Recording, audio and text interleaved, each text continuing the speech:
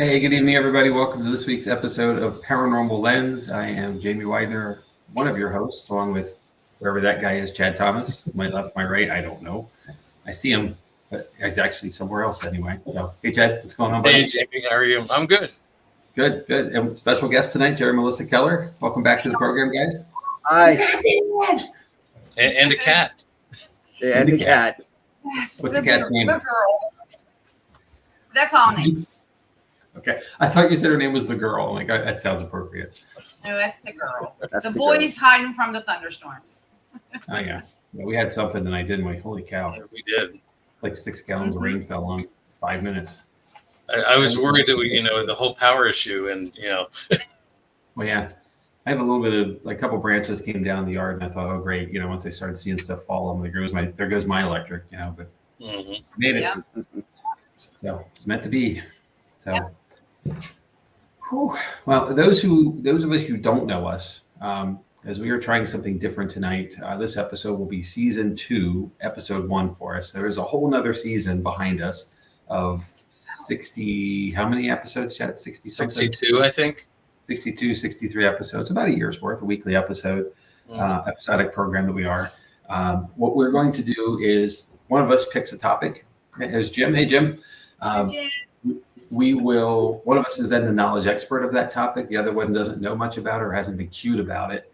And then we will go through that topic. And at the end, we'll decide paranormal or not, or maybe so. So we go, yes, no, maybe so. So tonight, though, is a special episode because we have Jerry and Melissa with us. And we are all members of JOTT-NYX Paranormal, a group of paranormal investigators in the Lancaster County, South Central Pennsylvania region. We are the host team at a location in Mount Joy, PA called Booby's Brewery. And that, if you're going to Google that, it's Bubes. Do not spell it the other way. You will get other things. It's not us. And some things that may not be appropriate. So, but with that, before that, when we've been there for 3 full years now. Prior to that, we were the host team and the resident team at a location called the Haldeman Mansion in Bainbridge, PA. And that's what we're here to talk about tonight. So it's an opportunity that I've had to investigate a couple dozen times. I've lost track, honestly. I want to say 100, but it's probably not that high, but it's certainly not low either. Jerry and Melissa, you guys live there, literally on the property. So, and Chad, sorry to say you didn't get with us before we weren't there anymore. I've never been there. Yeah. Yeah, it's not our choice. There was a change in direction with the Preservation Society. So, with that though, it seems like the perfect stepping point to come forward this new season. And let's explore the Haldeman Mansion. What do you think? Sounds good to me. Okay. So here's just a quick visual for those watching us. It is a colonial era home. And going back to somewhere in the late 1700s, early 1800s in that window. I'll get to that in a moment. And then the front here, and this is what you can't see, what is behind the camera, is facing the Susquehanna River. So we are literally in the middle of South Central PA, right along the banks of the mighty Susquehanna. The land, though, goes back much longer than the Haldemans being here. And that's where I want to start the history of all of this. And there's a little bit to walk through, so bear with me. I gotta read a lot. So, but circa the 1200s to 1550, archaeological research has revealed a distinct woodland culture that thrived in the lower Susquehanna Valley in the late woodland period from approximately AD 1200 to AD 1550. These early residents of the Susquehanna River's banks and territory further inland are known as the Shanks Ferry Indians.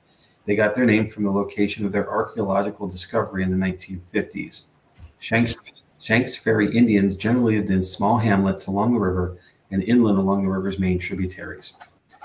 So moving ahead a little bit, about 1500, this is thought to be the approximate time a small group of Shanks Ferry people built and occupied a small stockaded village near the mouth of the Conoy Creek. It may have been inhabited until about 1550, so about 50 years. The Haldeman Mansion is located within the footprint of that stockade.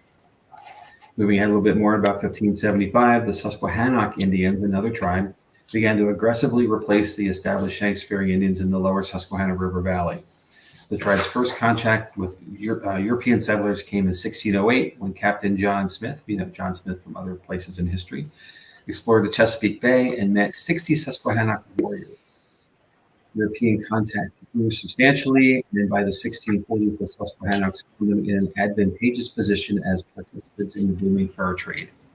So this was our area now, which is like agricultural and suburban kind of stuff. It was all woodland back in the day, and the local indigenous people were all over the area in settlements. The Europeans, of course, are coming and changing things. So by the 1650s, the Susquehannocks found themselves surrounded by enemies. The Iroquois to the north and the increasing European pressure from the south, folks moving up the Chesapeake Bay as it's a tributary from the Susquehanna.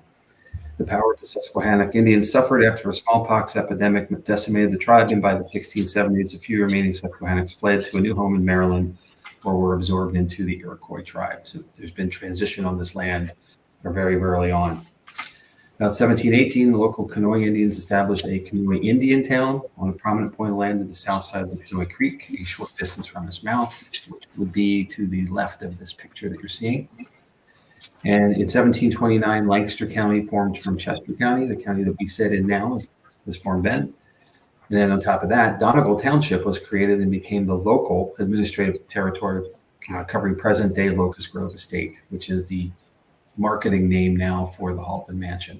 And we'll get to that at the end of some of this.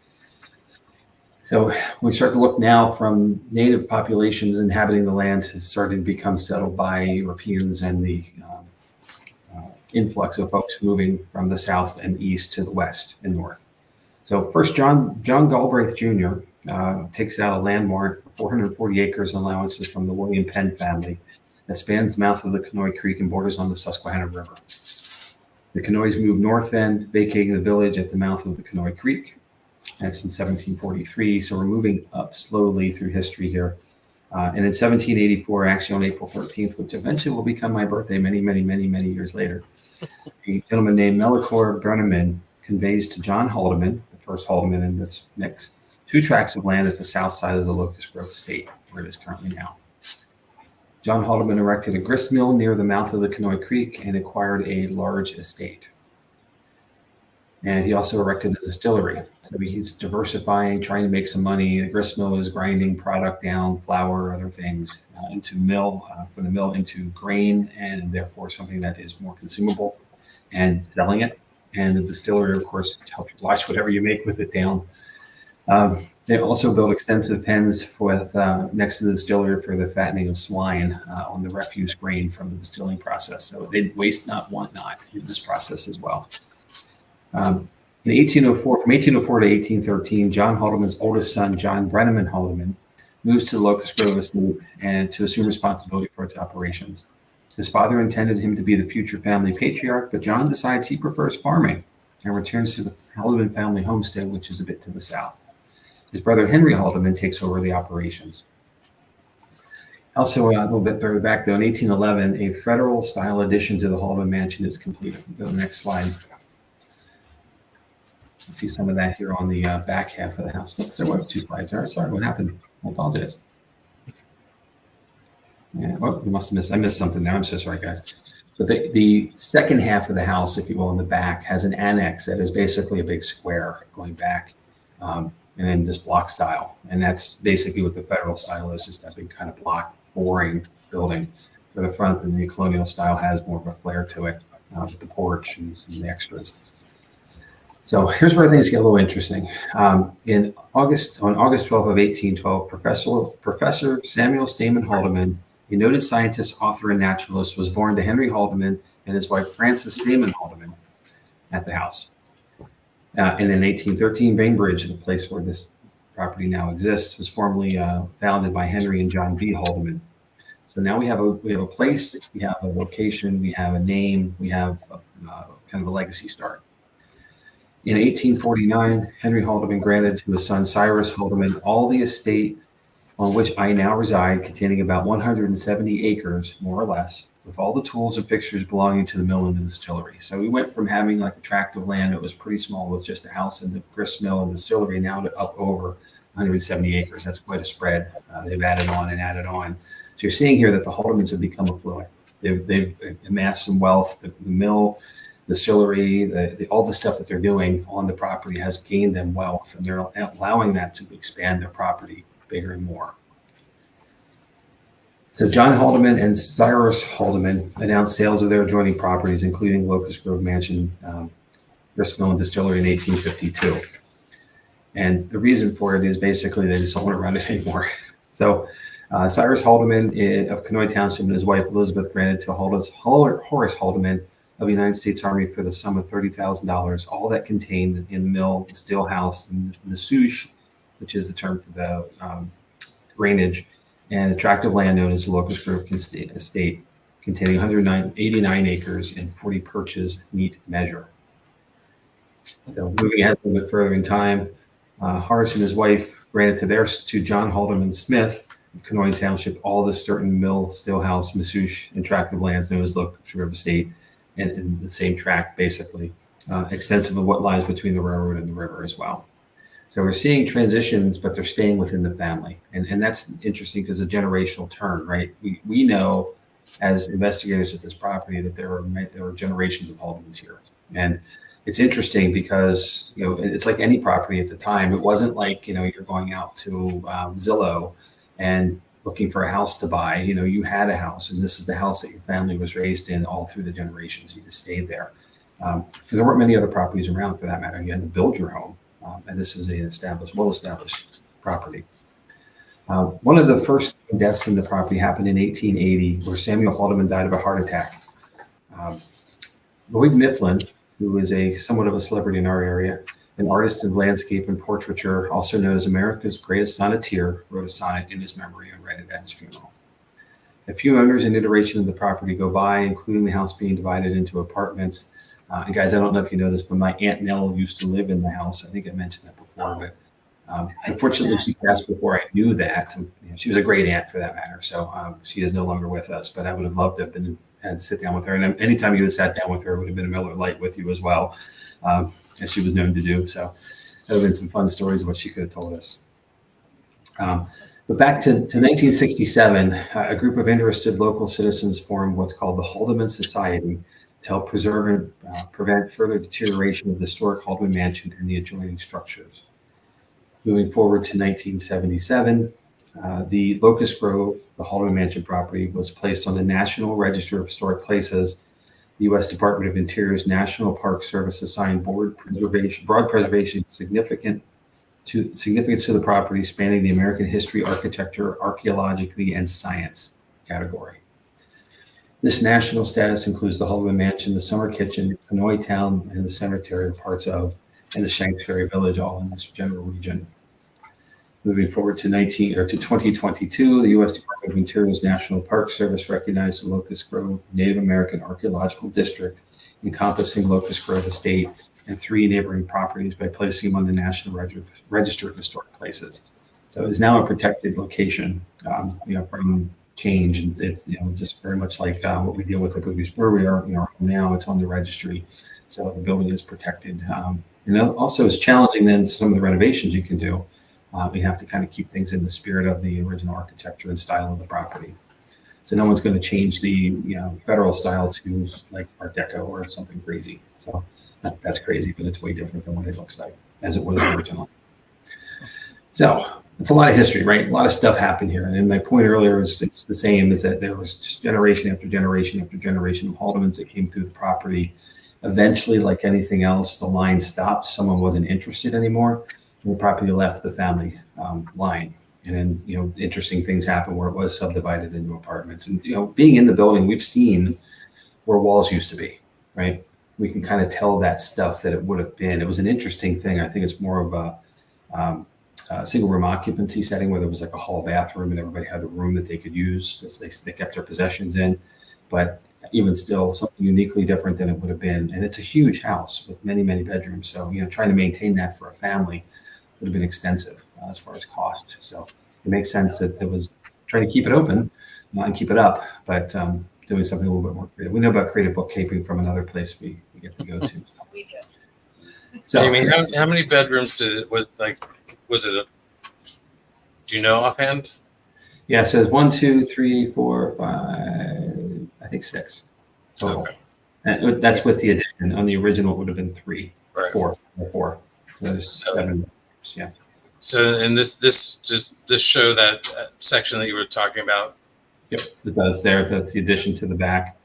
What you're looking at is then off to the left is a bit of another roof line there. That would be the summer kitchen, which would have been where obviously the days like this couple of weeks we've had of 90 plus degrees. You don't want to cook inside, especially when you have to light a fire and have things going all day.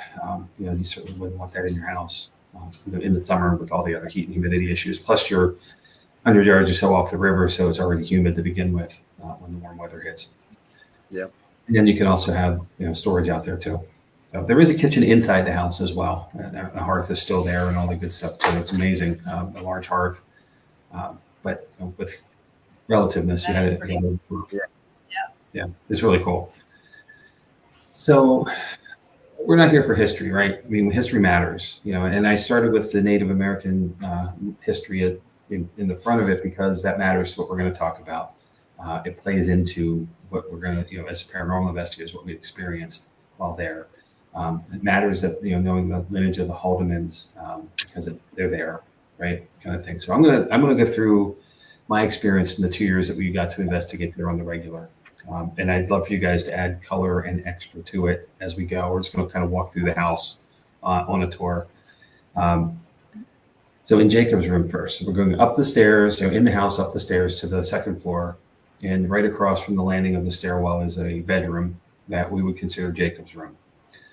For me, what I found immediately is every time we shut the door to the foyer in the hall there, it would find itself opening after a couple minutes. And Yes.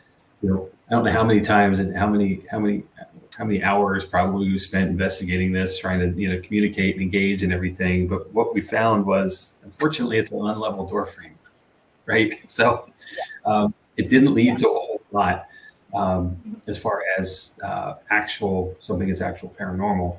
But the point I want to make with this is, we saw something phenomenal happening at first, and with that, we didn't just say it's haunted, right? There's a ghost here. Look, the door's opening. We took the time. We kept looking at it. We kept working it, and eventually we kind of realized that, and a lot of this house is the front of the house is very old. The original structure is way back when. So, the door frames are off a little bit. The floors are certainly off a bit. You get a bit of a fun house effect walking through some of the rooms because of the alumnus of the house, the settlement through the years. And this is one of those cases where it's an old lock and tackle door. So the latch just wouldn't hold. And the weight of the door being wood and metal brackets and hinges on it would just grab me, would pull it forward because that's where the way the room went. It was a little disappointing, but also it's what paranormal investigators do. We just don't say it's haunted. There's a ghost there. Right. We bless it. And we followed it all the way through, and we've had a logical explanation that we could repeat over and over again once we realized what it was. It made sense. But that takes us to the room to the left, which is the master bedroom. And this is clearly the master bedroom because it's its own fireplace. It's the largest bedroom. It's got 3 entrances, one from the hallway and one from each of the other bedrooms. This room to me was very interesting because when we were this hold it. Are you going to tell your story? Your first experience there?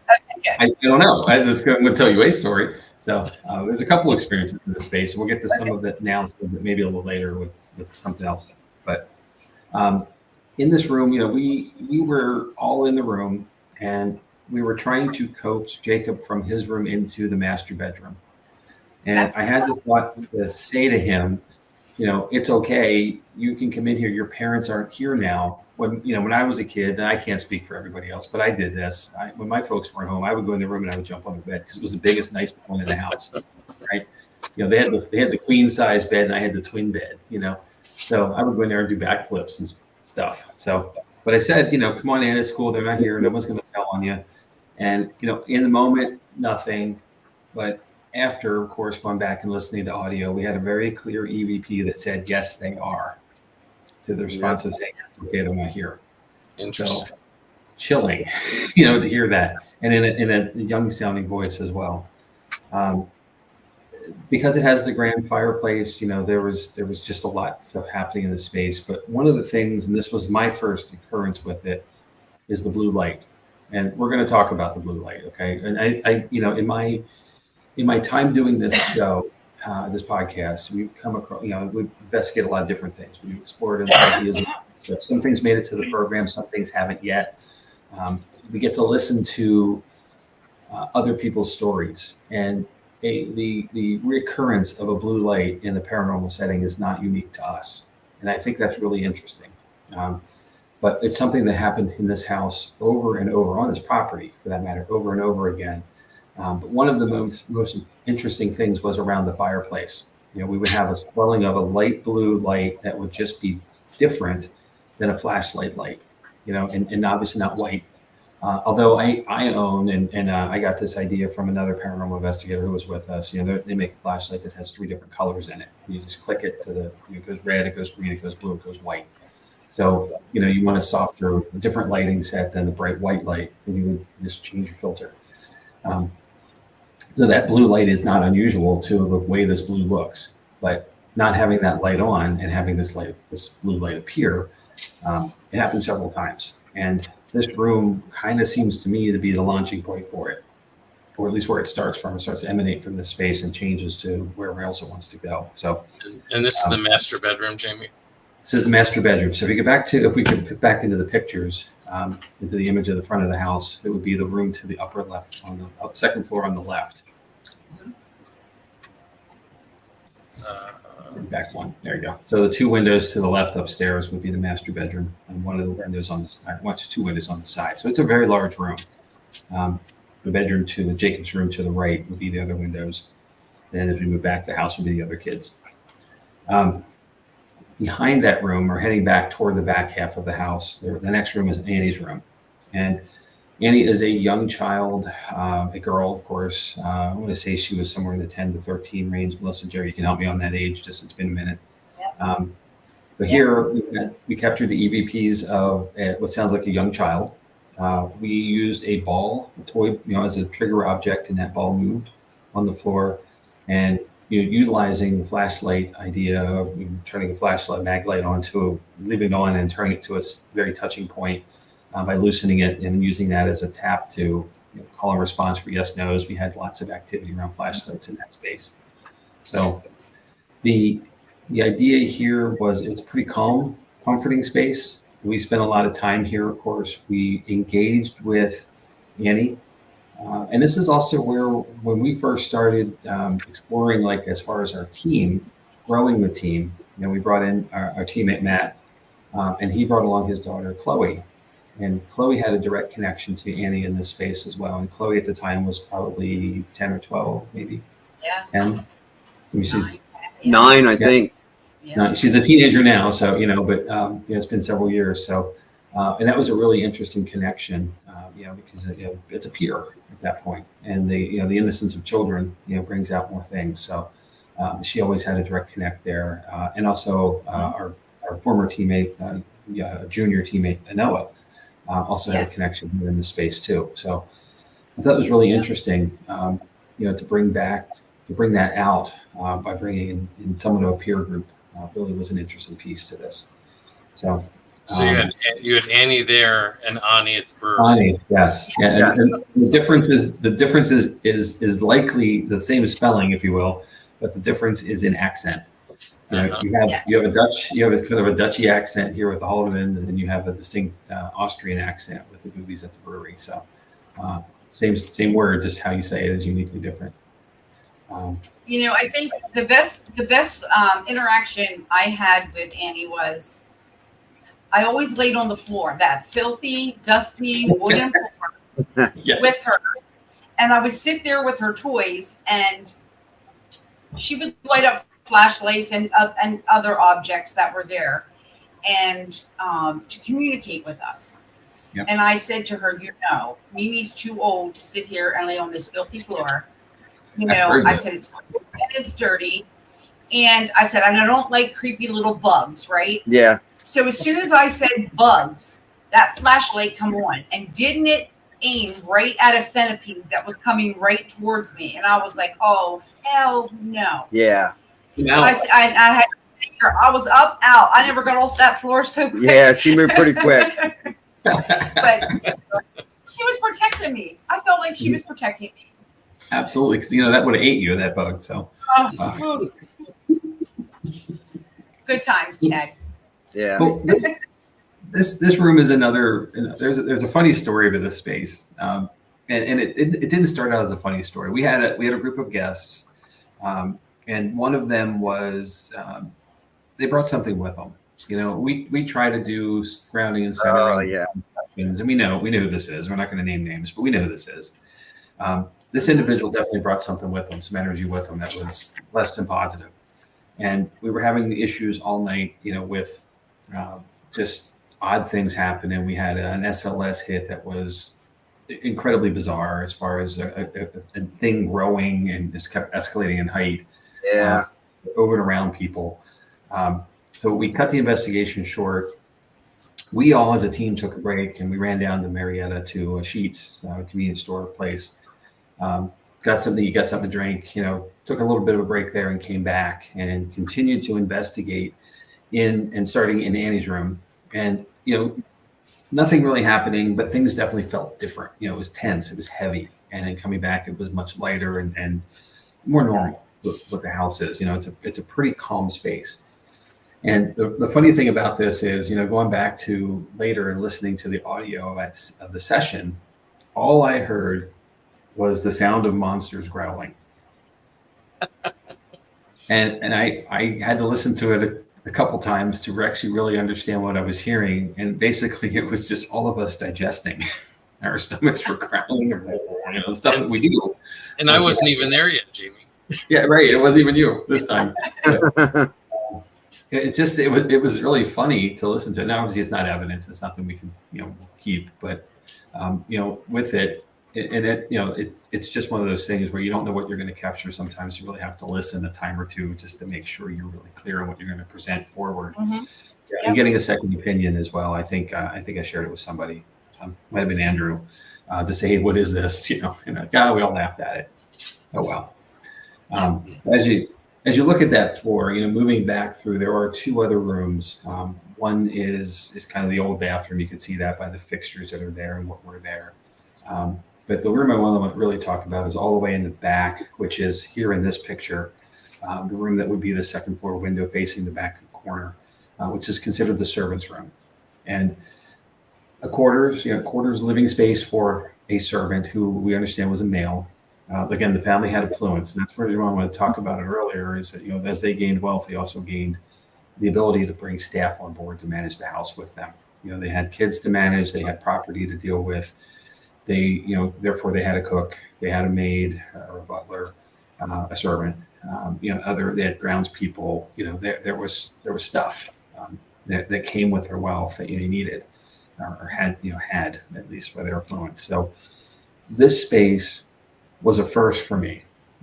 There's two firsts in this property. The first, though, for me, is we were doing a Phasma box session, and there was probably 4, 5, 6 of us in the room. And as all good, courteous investigators do, we first introduced ourselves and went around and did a circle. And then after that, I asked about if whoever's with us could name someone in the room. And clear as day through the Phasma box, we heard, "That's Jamie." Now, I don't think I have an overly unusual name, but it's not a very common name either. So to hear that, and I've never heard my name through any device before, ever in an investigation anywhere. So it was a pretty cool thing, and a little bit like, ooh. But it was definitely a distinct, dark or deep male voice saying so. That room has no power, and we would have K2 hits in there all the time, in all the areas of the room. There was the closet. There is a stairway that is unable to be accessed because of age that would take you directly down into the first half of the kitchens. So that's where the servant would be able to come and go without being seen. But in that area as well, there was definitely K2 hits, and we had lots and lots of SLS hits in there as well. And that one being that truly demonstrative growing figure that I mentioned before we took a break in that last session. So some really interesting stuff. And the closet. These closets aren't closets like that. These are not walk-in closets. These are barely able to put your hands in them closets, because they're so tiny and so narrow. But there was something about that closet. If someone would go inside and close the door behind them, and be in there for a while, they would start to feel uneasy and just be out of sorts. I've done it. I can admit that to some degree, and be touched. Yes, that's the other part. Thank you. So many have done it. Have you guys had an experience in that sense? Mm-hmm. Yep. The ear, touching the ears. Yep. Mm-hmm. The ear. Yep. All right. So we got a weird spirit there then. So touching on the closets, do you know why closets were small in colonial houses? Do tell. Hiding spots. You were taxed on your amount of closet space. Oh. Really? I learned that at the Daniel Boone estate one time. The more closet space you had, the higher your taxes were. Okay. So, These weren't just closets, Chad. Let me tell you. Between Annie's room and the master bedroom, on either side, they had these like Fold out doors. pool doors. Yeah. But you could walk into the wall. They were they were amazing. Yeah. Like, oh wow. It was the weirdest thing. We I've gotta never walk seen sideways though. Yeah. Like, you know. Yeah, and they tucked in so that when you walk through the doorway, it looked like it just had a wall. Like a large door frame, really wide door frame. And then you pop them in, and then you had these large storage spaces on both sides. It was very creative. But I guess that's how I think that's where we found the mirror. Yeah. Yes. That's what a mirror was. That's true. Yep. And that mirror stayed at the Haldeman when we left. We It don't was want not with us. So you mentioned that the servants' room did not have power. How much of the rest of the house had power? Well, the second floor didn't have power at all, except for and we used to set up. There's at the top of the stairs to the right. There's a pass-through room that was a bedroom at one point, heading over to Annie's room. So, and then there was a hallway on the other side of it, then the master room, bedroom. So that room, we would set up a camera system in the table with our camera system, but we would be running power from downstairs, which did have electric work down there. A lot of tape. Power cords up the stairs, taping them down, all this stuff, trying not to create trip hazards. Right. And then one evening, we noticed in the master bedroom in the corner, there's like a little box. And what somebody had done is run a line up and just let it there. And it was, it was powered. But there were no outlets upstairs. Nothing that was there was functional anywhere on the upstairs half of the house. So anywhere that we had any kind of, either a K2 hit or a REM pod or anything that would be measuring electromagnetic energy was not picking up on a power source coming from the walls or anywhere in the house upstairs. So, and it did happen often. It was quite interesting. Mm-hmm. Mm-hmm. So it's like a paranormal party there at the Haldeman. Yeah. Really. It's a paranormal party because you have the river, you have the limestone. The limestone full of energy down there at White Cliffs all over the place. And you even have the railroad tracks. And then you have the Native Americans. You have, I'm sure there were other deaths other than the Native Americans on that land. 3 Mile Island. 3 Mile Island is very close. So it was just like a paranormal party every day. Maybe that's the blue glow was just a radiation.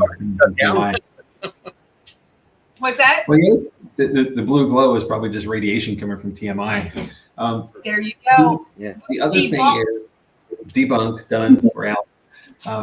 It's like the opening of The Simpsons when Homer flips the piece up and it lands in his suit and he takes it home. The other thing too is at the back of the carriage house, which was your residence, your apartment, behind is a well as well, somewhere back there in that other set. So there's water under the property as well as much as nearby in the river and the other access. So quite interesting. You're right. It is kind of like it's not even a paranormal party, but it's the perfect storm of things coming together to promote the activity that is present, that we believe is present. So let's get downstairs for a minute. So coming back through, going down the big stairwell, off to the right, in the place where we would start our investigations is an area called the ballroom. And here, it's an interesting space because it has 2 fireplaces. So, it was definitely the entertainment spot. It had a grand entrance or exit, I should say, exit either way, to the side of the house. And it's kind of visible there in the picture on the front half of the house it's like the white door there, but it's more nice now, I think, than that version of it. But with it, it would have been where the family entertained guests, and there were many, dignitaries coming through. The Haldemans were well established as people were passing through the area. They would definitely stop, whether they stayed or whether they were just there for an event. Certainly, we talked a little while ago about some of the river crossings. The Shanks Ferry was just south of this location, so one of the transit points heading west was nearby. So the house, if you knew somebody, it was known, they would be a guest there. Then staying perhaps at the tavern that would have been established at the crossing. So a nicer stay, something fitting of their station and their prestige of knowing the family. So, but that ballroom has a door that leads into a den, which a study that was always closed because that room held artifacts from the original family. But that door promoted the sounds of scratching, which we believe to be potentially a paranormal cat or paracat, a pet. And occasionally there will be lights seen under the study door when there certainly is no one in there. That door is secured. There's two entrances, one in the foyer and one here in the ballroom. There's no access to that room to have anybody in there with lights on. But one thing we did notice to kind of slightly debunk that is that on the front porch, there is a security light, motion censored security light. So perhaps that was shining in the front window, which would then be visible under the door, maybe. It's a long walk across that room, but light is light. So it was never overly bright. I believe you, Melissa, had a unique experience in this room as well. Do you want to tell us about it? The visitor perhaps looking through the window. Oh, my friend. Oh, yeah, that one. Yeah. So, all right. So we took, I guess it was in 2017 or 18. We took a bunch of us. Jerry and I gathered some friends who like to watch the shows and stuff before we really expanded as a team. And we took them up to the Haldeman. We had a guy with us who was not very polite to any of the spirits there at the Haldeman. He kind of mimicked and mocked us all night. Oh, yeah. So at the end, my friend Diana was there, and we were trying to communicate with the Native Americans. And she had her moon board out. We had the pendulums out and dowsing rods. And he kept laughing and laughing and laughing at us while we sat at that table and kept saying, this is bullshit. This isn't real. And the more he did it, the madder I got. And I think what I saw was on the side of the house where the big doors are, where the horses would pull up and drop the the party goers off at. There's a window next to that, and what I saw was an Indian. It was, I would say, a young Indian, not a child, but a young male. He had perfectly straight black hair in braids. The face was painted, and it was only his head, like he was peeking around the window, and he just smiled at me. And I was like, I just stood there and just stared at him. Like I didn't know what, that was the first time I saw something at the Haldeman. Right. And I kind of just looked at him but he gave me that feeling that, yeah, he's an asshole. You are seeing me. And if he'd kept his mouth shut, he might have saw him too. Right. Yeah, so, exactly. Well, it goes to energy, right? When you promote positive energy, positive things happen. You're going to be negative. You're going to miss opportunities, and and it's like hanging out with people. You really want to hang around with somebody who's just going to be a jerk. You want to hang out with somebody who has some interest that you have as well. Something of kindred spirits, pun intended, perhaps, and maybe a plug for another show somebody else does. Right. But, it's just one of those things, and I can certainly see that. That's what prompted us to do that song at the end of the night. Everybody's all excited and all, ramped up from the night. We would end it by playing Enigma's Return to Innocence. Yep. Because the original songwriters were actually from a tribe. I can't remember what country they were in, though. It wasn't United States. And they did this song. They made this song. And Enigma got a hold of it and made it more modern. You know, it wasn't all like drums and the wife just singing it. And they started promoting it. They started making money off of it. Well, this couple sued them for the rights to that song, and they actually won. So every time it's played, whether it was on YouTube or on the radio, they got money every single time in royalties that song was played. We stole it was like we took their land, you know, and now we got to take their songs. I mean, come on, you know. So we honored the Native Americans that way every night during our investigations. You know, we would just take the time to just reflect and just, you know, calm down before the night and people went home. So I miss that. Matt plays it once in a while. Yeah, I miss it. Yeah, I agree. And you know, and it's as the, you know, as much as the centering and grounding and you know, the opening, you know, is intended to be calm. You know, the exit needs to be calm as well. That's why we tell folks to, you know, cut ties before they leave. It just gives you that soft exit instead of just like, you know, leaving all hyped up with it and, you know, having an attachment or anything, you know, could happen if you don't have that staged exit, you know, intentional exit.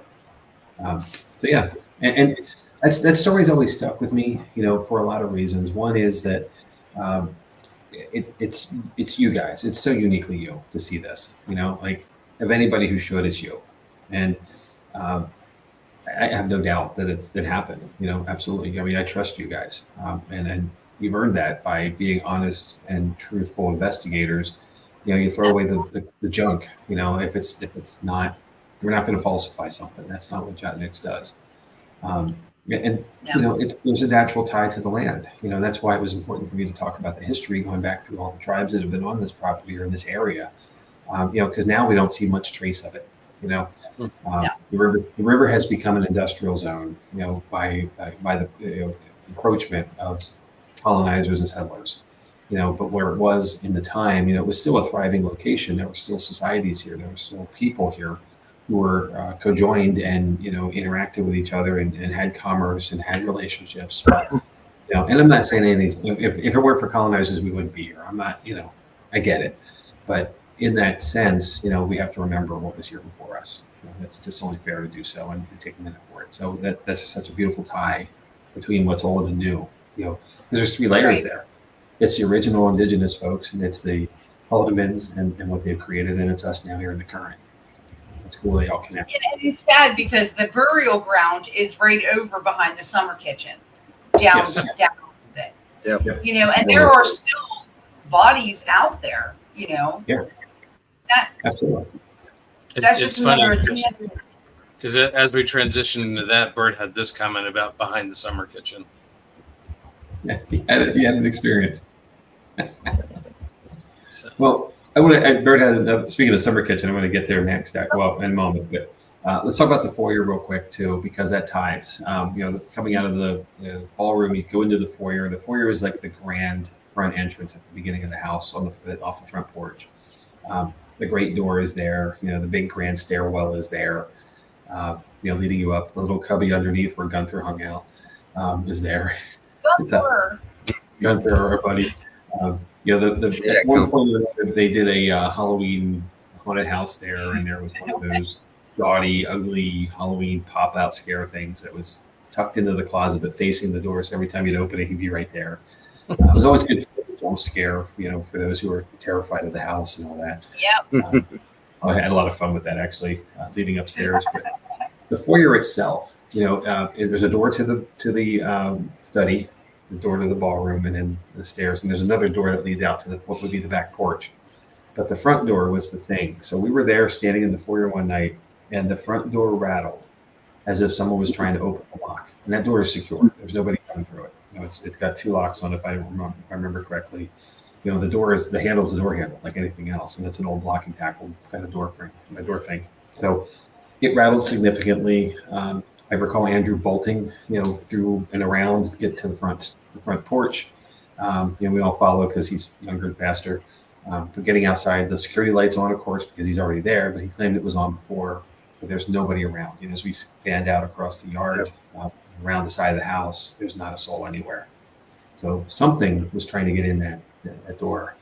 And it would make sense, sort of in a residual sense, that would be the door they would have used. So it's quite interesting. Unfortunately, we didn't get to replicate again as many times as I can recall being there. I only had that experience once, but still footing as well because it was loud. Quite interesting. So, but speaking of Burt Lynch and his lovely wife Heather, who are with us here on the chat, we're going to go over to the summer kitchen. And here in the image we're showing now is the building that's between the two large buildings. It sets back a little bit.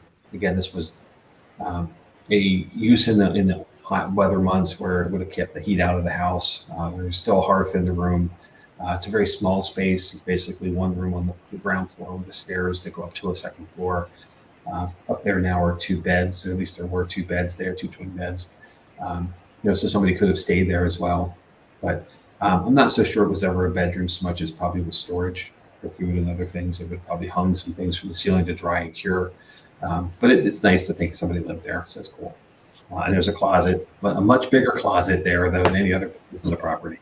But there in the space, yeah, right, weird. But now, and it's a brick floor, it's a brick wall, kind of, it's a really cool space actually. Here's another first for me. Upstairs, we were having a session, and I was standing along what is the back wall between two of the three windows I believe it has. And directly on my right side, somebody poked me, and like a firm touch. And I thought somebody was standing next to me trying to get my attention. It's dark, there's no lights out there. I looked to my right, and there's nobody there at all. I'm 4 feet away from the top of the stairs. So for me, I've been touched since, and every time you get touched, it's off-putting. Your ears in the closet. Like whoa. Because you expect something to be there that you can see, something physical because it's a physical touch. And anybody else who's been touched, feel free to let me know your experience with it because I'm curious, like how it made you feel. We invite being touched often in investigations, as a way to make connection, but it's never been on demand, and this wasn't either for that matter. But it was like, whoop.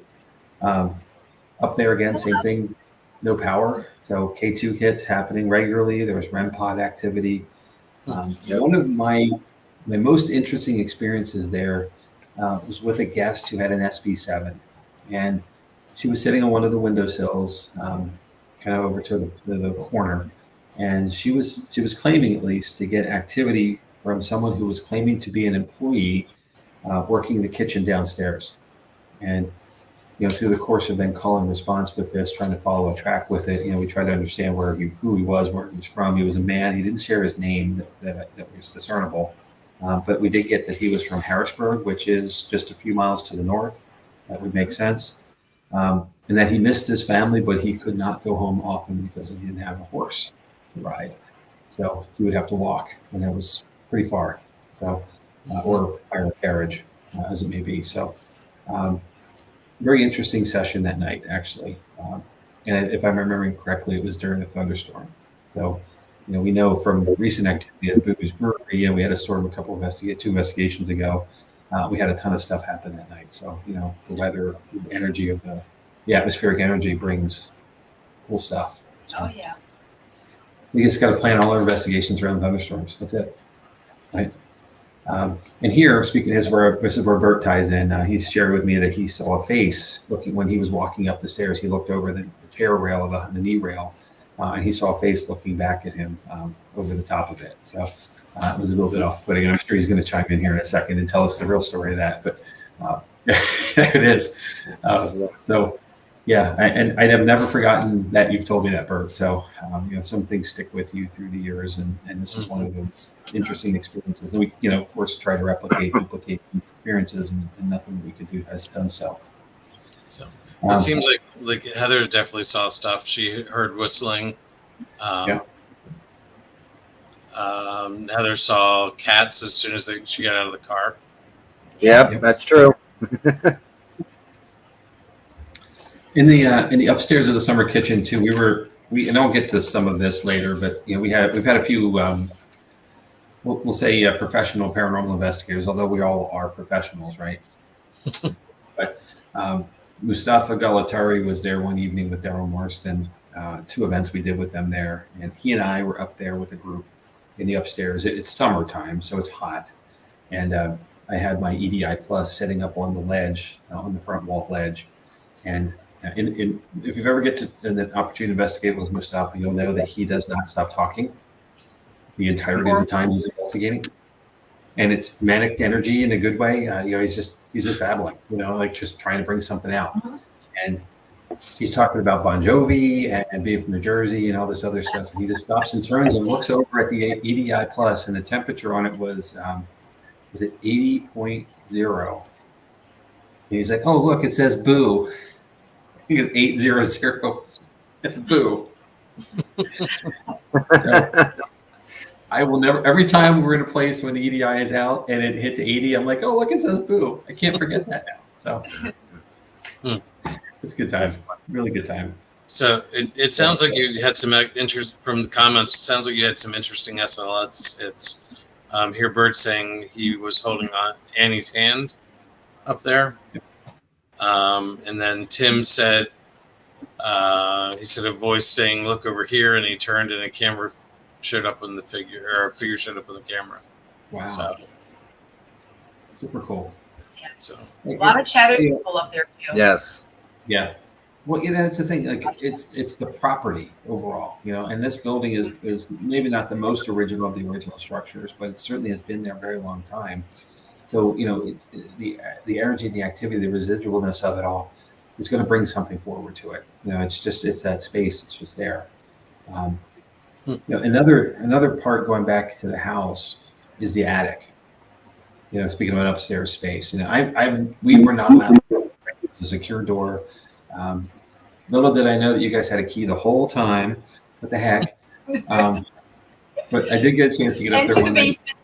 I never made the basement. I'm so mad about that still. Because I was expecting it to be like some, root cellar, dingy dirt floor thing. And here it turns out apparently it's a full, masonry built foundation. So, but another door that's secured, no one's, and it's liability. I get it. I totally understand. And that's the challenge. To go with a place that, especially an old property like this, where there is some challenges to the structural integrity based on its age, and the attic is one of those things where it's just, allegedly a little softer, but it really turns out to be there's some artifacts up there, right? And they don't want people messing with their stuff. And I totally appreciate that too. It's a different direction, but it's the same idea. It's something that's at risk for preservation. But when you get to those places, you have to be careful. And, the first time I went up there, I'm kind of walking around looking at the floor, just anywhere there might be a soft spot or, splintering or anything.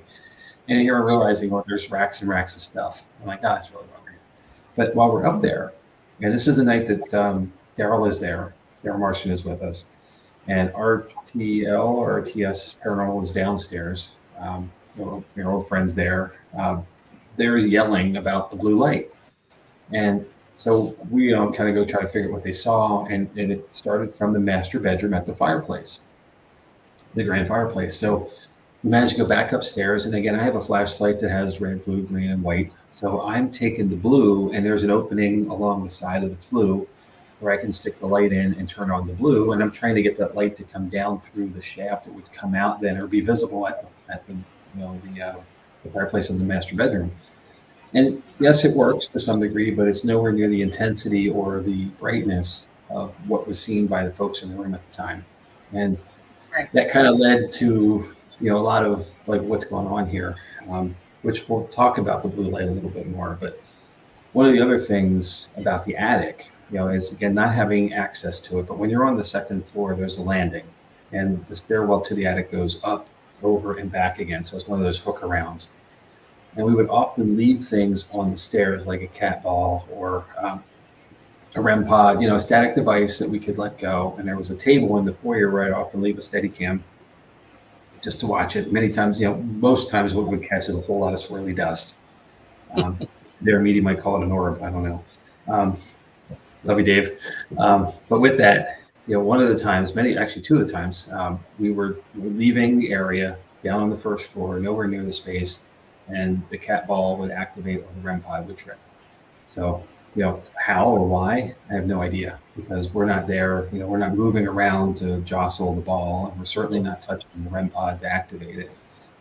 Not a sustained hit in any case, on the REM pod, just a, pop of, it comes on, it chirps. The capo activates once and stops for a while, and then a little while later activates again. So theoretically, it could be somebody, it's an old house, maybe moving around somewhere, but I don't know. But it was really interesting to me because it's, again, a space that no one's really going to. And if we talk about this all the time, like if I were a spirit and I didn't really want to mess with anybody, or I didn't want anybody to mess with me, I would go someplace where people can't go. That's why you run off to your room. You just kind of close the door, turn the world away, say I'm done. The same idea. Would be the sense to that. So maybe that's what was happening. And since we started to clear out a little bit, there was some curiousness of where we were, whether we really left or not. Maybe that was the activity we're experiencing, but it was definitely something. Oh yeah. Yep. And then there's a lot of ground here, right? It's a big property, and we definitely had some activity on the outside as well. And you mentioned it, Melissa. At the bottom left corner of the property, as you're walking toward the river, there are off property actually now is the Native American burial ground. We didn't have a whole lot of time to investigate outside because we'd always have a set of guests with us. So we're managing people and managing the events and expectations and all the stuff. And usually it's herding cats, right? When you're dealing with public, because people drift away and do stuff. So taking breaks and stuff. We're not really having time to go hit the whole property. We talked about the Native American gentleman looking in the window at you, ballroom. That porch light that I mentioned, would go on often.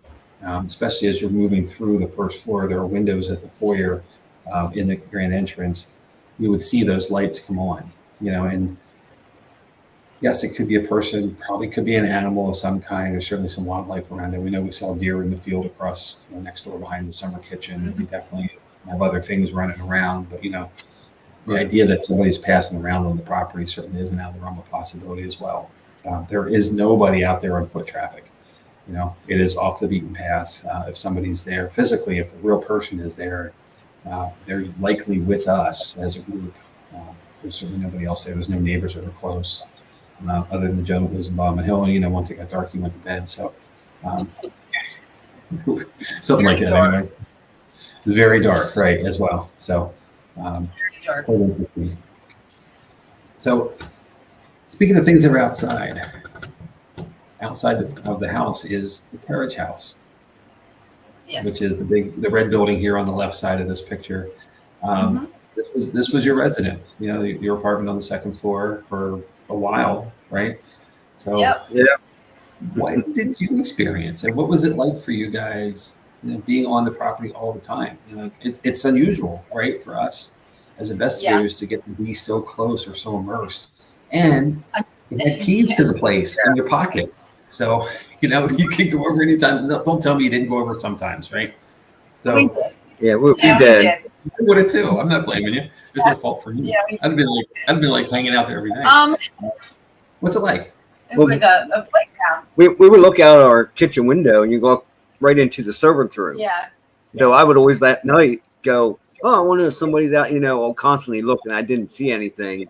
But yeah, you're always thinking. In the wintertime, the Historical Society would have us, we would take down all the old photos from the mansion, and we would keep them up in our apartment to keep them warm so they didn't get moisture damage. Yeah. Yep. Okay. And we had Samuel with us, we had John, we had Annie. Yeah, we had everything. Nothing really happened though up there except for Mr. Boots. Mr. Boots, that's our spirit there. Mr. Boots. Sound like boots. Like a thumpy, heavy walk? Yeah. Yeah, I mean, I heard it, so yeah. It was normally every night around 5 o'clock. You could hear it. You could hear it going like from our bedroom to the bathroom. It was the weirdest thing. And I'm just like, oh, okay, that's Mr. Boots. Yeah, so that's his name. Yeah. The first night, I have to say, I don't think either one of us slept because we were like on guard, looking around, waiting to see if something was going to happen. Yeah. Because when you're in your own home, you let your guard down. You're comfortable. And really, the haunted is right across the road. So, you could tell them, come with us, but they're going to be with us. Yeah, they come over in the wintertime and stay warm with us, and then they go back out in the spring. Yeah, they didn't want to be in there as hot. That's a crowded house then too. It was a small apartment. It's a decent apartment. It's very small.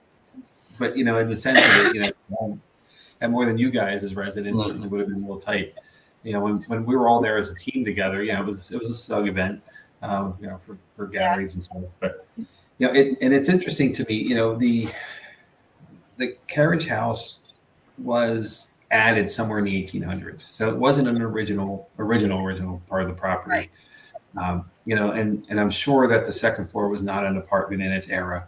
Likely more there's some stuff as like supply storage, anything to do with the carriages, extra pieces, parts, the tack and stuff for the horses. Right. It was, and downstairs clearly has the stable door concept. The horses would have been kept there. So it's interesting that it got converted the way it did. And you still had, even though it would have been much like the summer kitchen. I can't see that having been someone's residence upstairs. But in that, having activity there is still very interesting because it likely would have passed through space. Someone going to get something and putting it there, taking it away. But a lot of those places, though, as more people moved in, you found places to put them. So that could have been a natural progression. That's true. So as more caretakers and servants, and you had to have a place to go with them. So yeah, that's fair.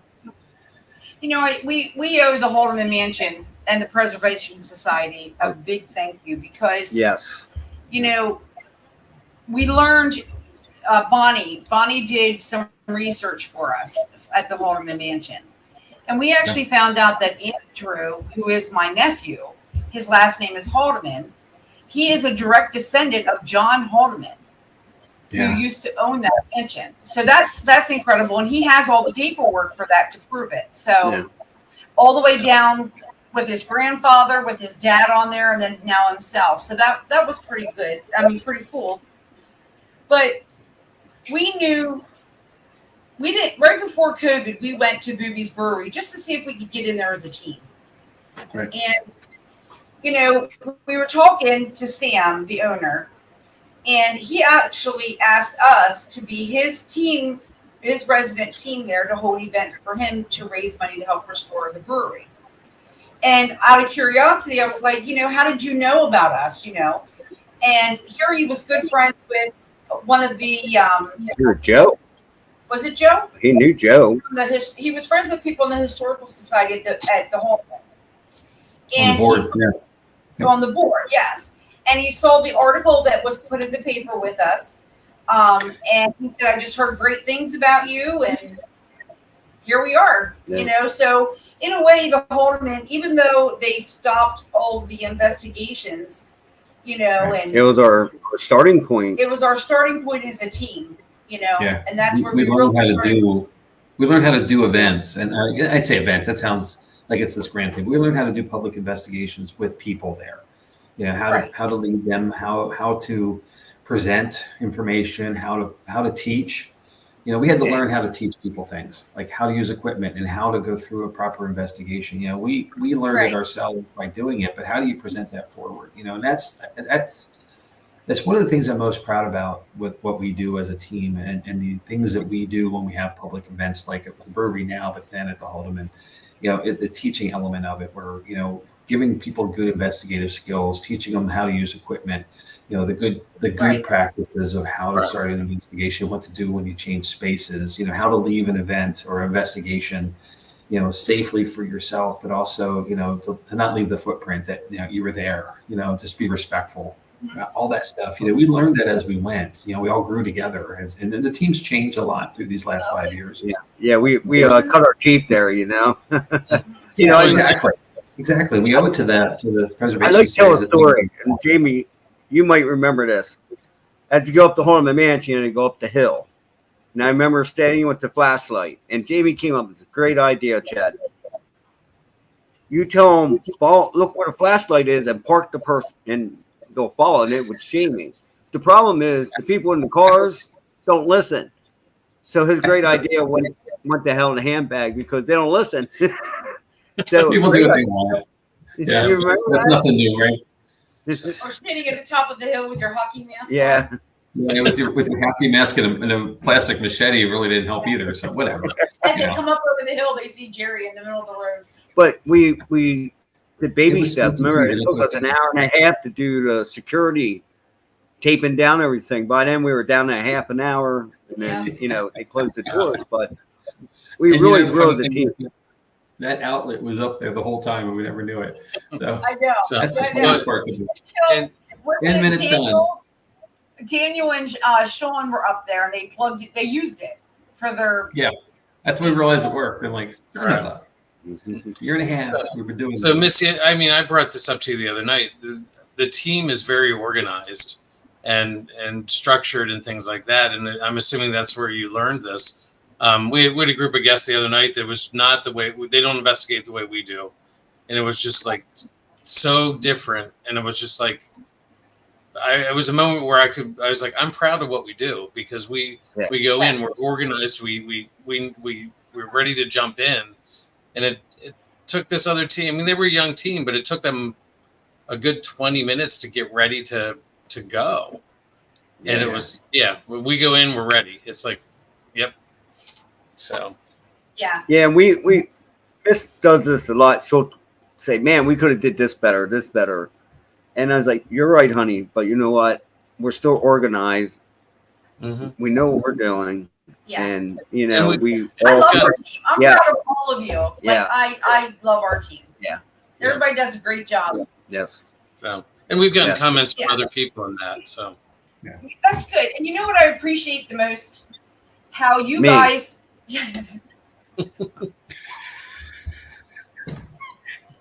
well, that's a wrap. Good night. yeah. We're done. You know what I appreciate the most about the team, and I hope most of them are really watching this tonight, is they respect the fact that this is my baby. I appreciate that. Yeah. So. Yeah, and I want to thank everyone that won here. We met great friends, and if Erica and Tim, Yeah, like Bert. yeah, Bert. I mean, we have so many friends from the Holman. Wait, no, and I call him Bart. I call him Bart. Yes, Bart. You see, you get me mixed up. But Haldeman Mansion helped us so much, It did. and we've grown, and we're going to keep growing. And and it also taught us a lesson at the Haldeman. We're very truthful. Yes. We get the stories correct, and we don't falter from that. Yes, I got in trouble for that.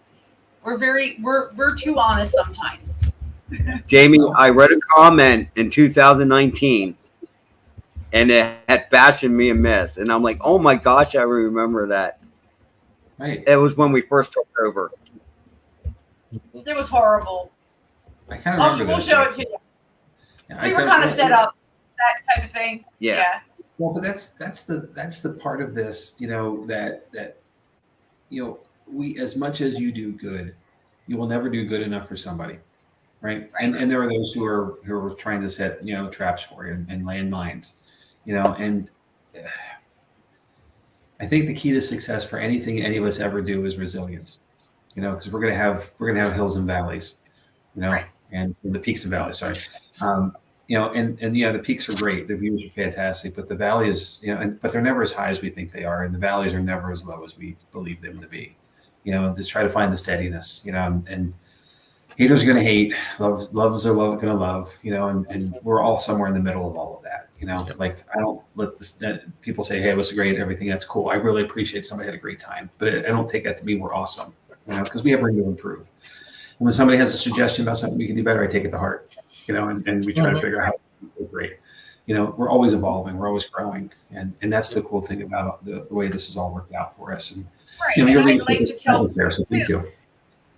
Right. And I like to tell people at our investigations, we might not do things the right way, but we do things our way. Yeah. It may not be the right way to other people, but this is how we are, and I'm proud of that. I'm proud of what we've done. Jim has a question for you. Is that sage hanging from your cabinets? Just a brief now. No, just pretty reads. Yeah. I can make you a safe though, Jim. I'll drive it down to Jersey for you. There it is. So, Well, I have a little bit more I want to talk about with the mansion. So there's Okay. two things. One, and this is something I think I need to do an episode on somewhere down the line, and it might already be on the schedule. I don't remember, but and I'm going to talk about some folks who came through the building, the property with us. But one of the things that I most recall, and something that has stood out to me ever since, is we had Jack Kenna visit a couple times, and Jack was discussing with us at one point how he felt there were portals on the property. Yes. Down to the lower part of the yard, near the burial grounds, in the house itself, in a couple different places. The servants' quarters was one that sticks out to me. And that was not far from the time when the episode that we kind of alluded to with the SLS and the increasing entity kind of visualization happened. And, so portals is going to have to be something we talk about at some point on this program. But Jack, being one of those people who came to visit, we had, I mentioned already, Daryl Marston and Mustafa Galatari, both from the last iteration of Ghost Hunters on A&E. Sean Aston has come through. Daniel Clays has come through. Our good friend Daniel Clays, for that matter. Carly Hall came with Jack many times. The Tennessee Wraith Chasers, those guys better than I do, but they're all just fun. And who else? I mean, that's what I'm thinking off the top of my head. We had the cast of the Ghost Finders were there. Ghost Finders. Okay. Finders. We had Bill Reap with Reap Investigations. He was there. Great. April, the psychic housewife of New Jersey, was there. We met her. Yep. did John come through with his team, John Covey, with his young Not team? when we were there. Yeah, no, not he when went we when were. Laura was still there. Yeah. Okay. Okay. Yeah, we took over in 2019, I believe it was. Okay. But we made friends. I mean, Chris Yeah. Mendis was there. We had the world's largest ghost hunt there with Ray Savino and Flumery from Virginia. We had Linda and Susan from the Philadelphia area and Nancy Davis. Yeah, we met a lot of good. But most Good important Yep. is Tim and Erica, because Tim and Erica came to the Haldeman and we clicked.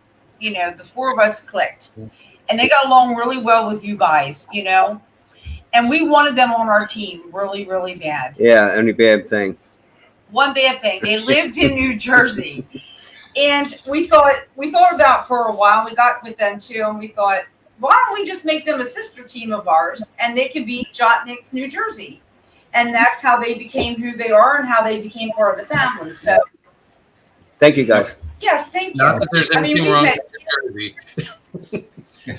well, We I've been met in New so Jersey a lot. many- I've been to New Jersey a lot, and I'm going to tell you they're the best things from it. So, hey, I kid.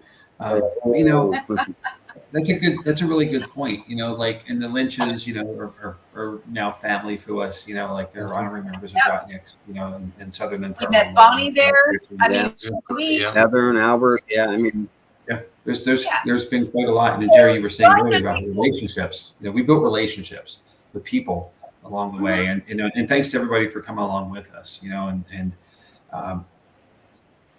It's been fun. I want to before we get too far away, I want to step back to Mustafa and Daryl for a couple of things. One is, we have some news involving Daryl as we exit the through the outro of this, but the blue light occurred a night when they were there, and I vividly remember Mustafa running around the loop that is the second floor through the hallways and bedrooms, trying to figure out the source of this.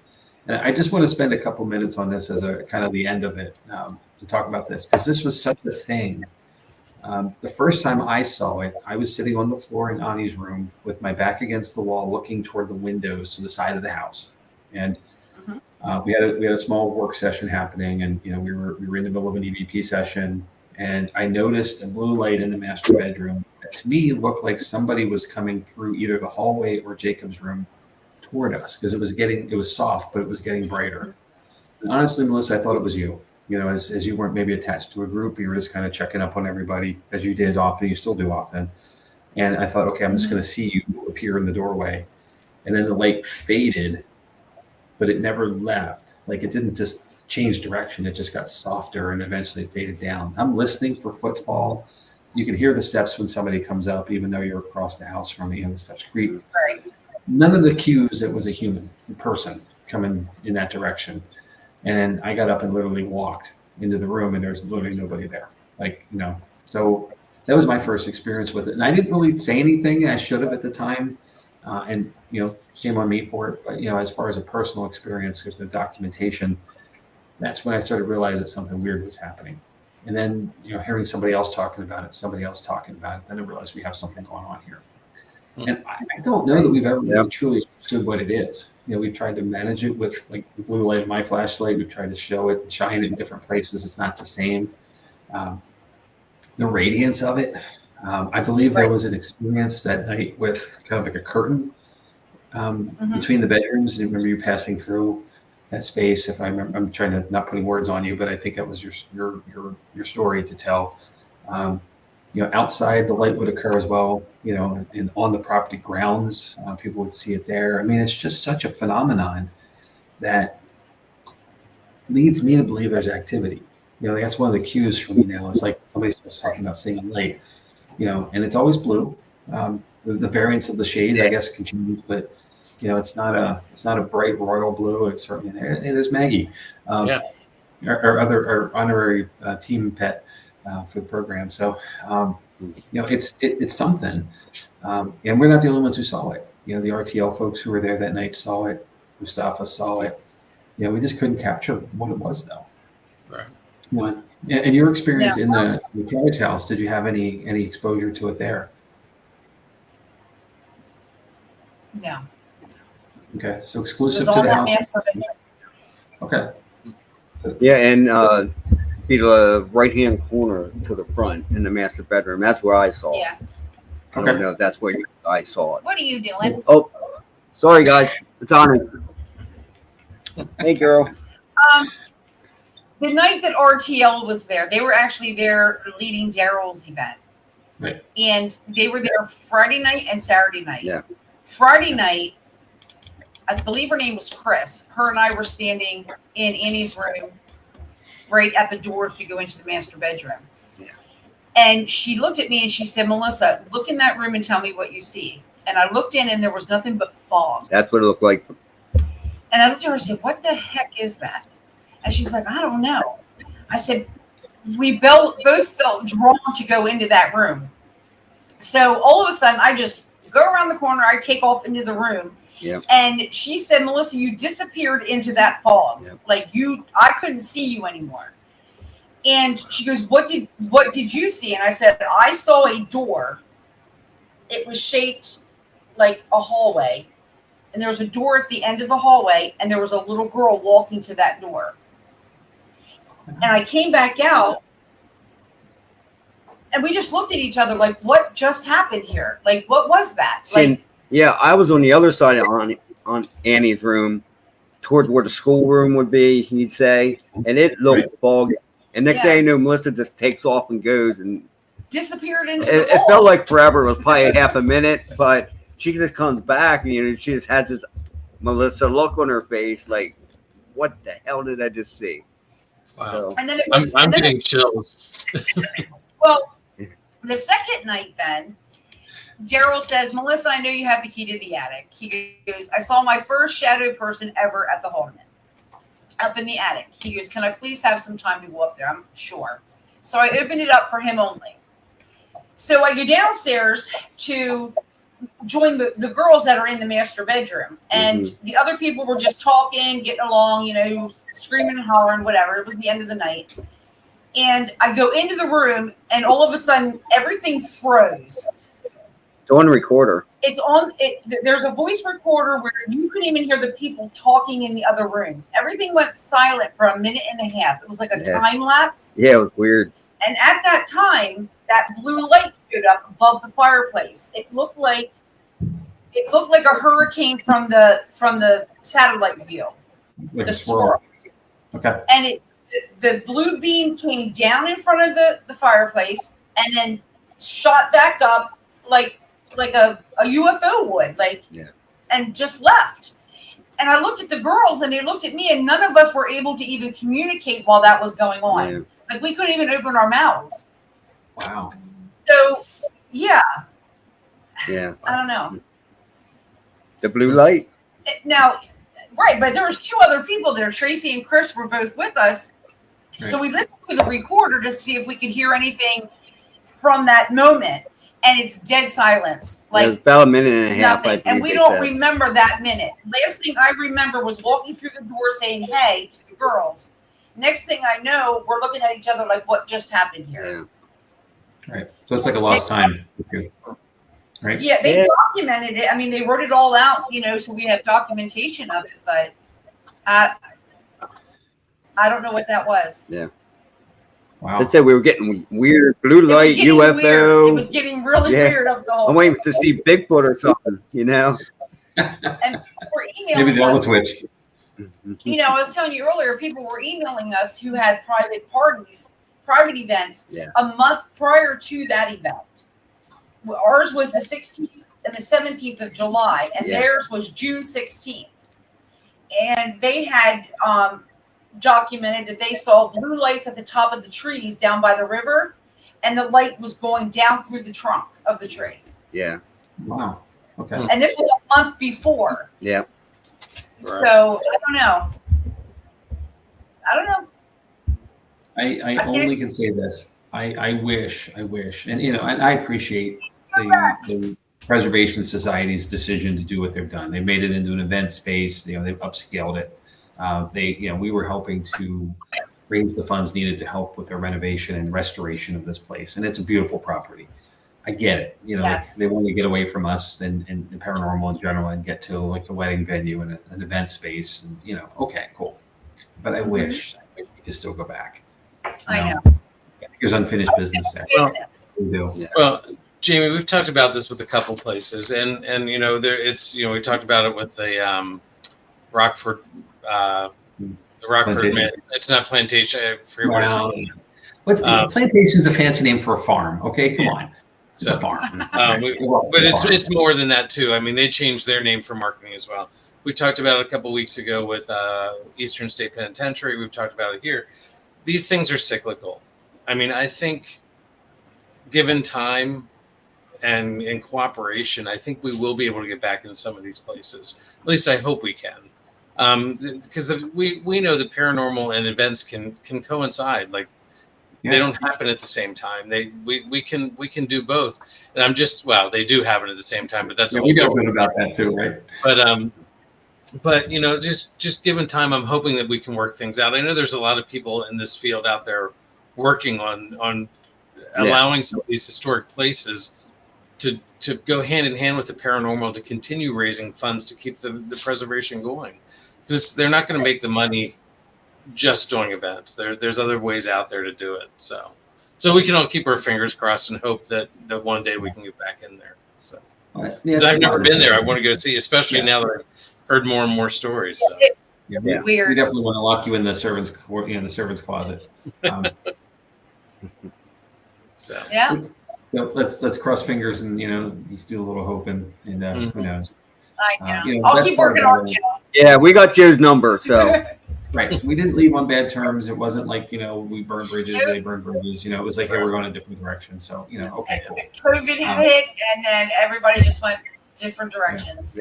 Yep. And maybe it's kind of a serendipitous thing. We were having the conversation about how do we do the Haldeman and how do we do boobies at the same time?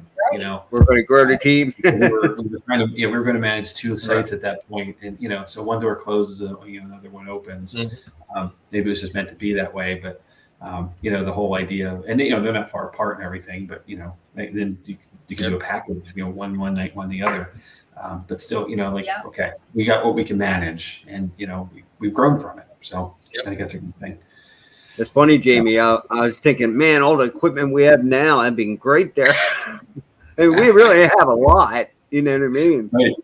Well, it was easy when you could walk across the parking lot, and now you got to lug it up 2 flights of stairs and around the bend. Our biggest thing was the security equipment. I know. We were spending all that time doing that, but yeah, that'd be great there.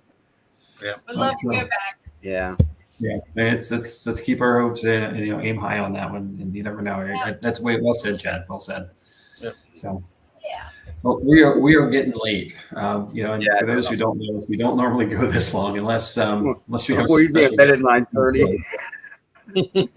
Unless Steve Dills is around, then we go like 6 hours. But Oh, yes. Steve, He can love you, talk. Steve. I was talking to Jamie about that the other night. Mhm. But we probably should wrap up and get back to it. We all have day jobs to get to. So, but we do have some upcoming stuff. For those who are new to us, what we normally will do is one of us will select a topic. I'm up again next week. We're going to talk about the Brown Mountain Lights down in North Carolina, a phenomenon that's been happening since before time, kind of thing, like documented time. So, started as passed down oral history from native tribes in the area and all the way through today. Chad's going to tackle table tipping in 2 weeks. I'm going to try to say the word correctly, but tackle the Hoya Baciu forest, which is Romania's Bermuda Triangle, if you will. 3 connective points where all kinds of crazy stuff happens. Chad's going to tackle Laurel Hill Cemetery after that. I'm going to tackle Tulpa, which is very interesting is how we as individuals can manifest spirits ourselves. So kind of an interesting, slightly out there thought process. We'll do the best with it. A requested episode on the folklore of Ireland with the puka coming up. And then after that, being as we're in the midst of hurricane season, I have a special episode on the haunted Pawleys Island down in South Carolina. A spirit there. Okay. Quite interesting to me anyway. And Heather, there you are, Heather. You're welcome. You spoke. So, and to that point, if you're out there, you're hearing us, whether you're with us a lot or you're new to us, feel free to drop us a comment and say, hey, I'd like to see this. We're not fancy. We don't have a website, but we do respond when people reach out to us. And we are paranormal investigators. So what we do, we have regular monthly events at a place called Booby's Brewery, I said earlier, in Mountjoy, PA. But we have a spectacular event. I love the title of this, by the way. Poster. Yeah, kudos.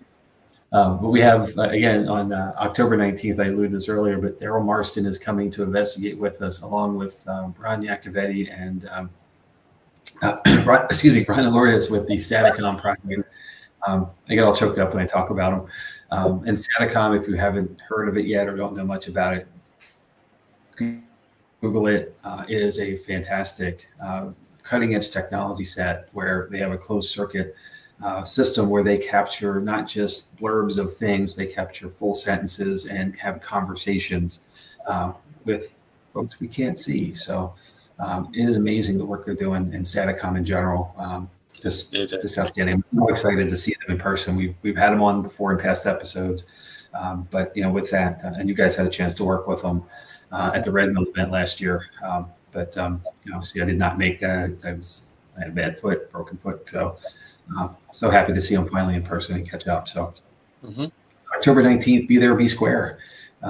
And those who've been watching us for a while, we haven't had any days past September 7th in forever. So we now do. So they finally got posted.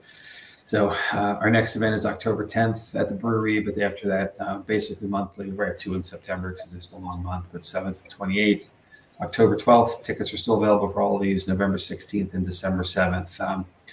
The 19th is that special event, so that's in between there as well. So it's not on this list yet. We'll get it there. And just remember, it's a ticketed event, but you can give tickets as gifts as you get closer to the holidays, or you get that spooky friend who just needs to have some fun. So directly connect to boobiesbrewery.com and get your tickets there. Pretty straight and easy. I'd love to see you out of one of our live events. If you have not been in the field investigating, we'll show you how to do it. If you're a seasoned veteran, we'll be happy to work with you. It's a lot of fun. So come on out. All right, and then we got the Heather, you're always welcomed. You can come whenever you want. Yep. You're part of that legacy you have. That means Bonnie too, right? That means Bonnie. Yeah, we're a good friend, Bonnie. something I want to ask here, and it's not you guys, it's for those viewing us. So we are going to do a first for us. We are always found on our Facebook page and on our YouTube channel Tuesday nights at 9:00. That's our broadcast. But we are now going to upload to Spotify as well. So if you're watching us there, kindly, please, if you like anything that you see, give us a 5-star review. It really helps us to help expand and spread out how far we can go with this. It allows us, and just feedback in general is always positive. So it's going to take 2 days likely to get it uploaded, right, Chad? Because Chad knows more than I do stuff, and I'm talking out in the butt a little bit. And we all have real jobs. And we have real jobs, right? Yeah, and some of us, have to go to them fairly early. But with that, hopefully we can open up another audience to find us.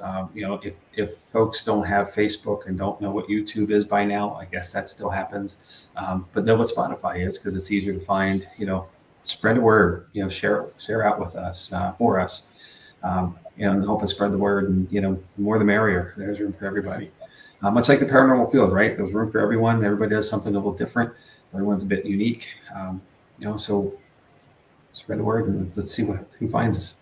We'll be happy to. One thing before we go, we can end it with this if you want. But my mama Bear, she used to tell Jerry all the time how proud she was of us and our team. Okay, always.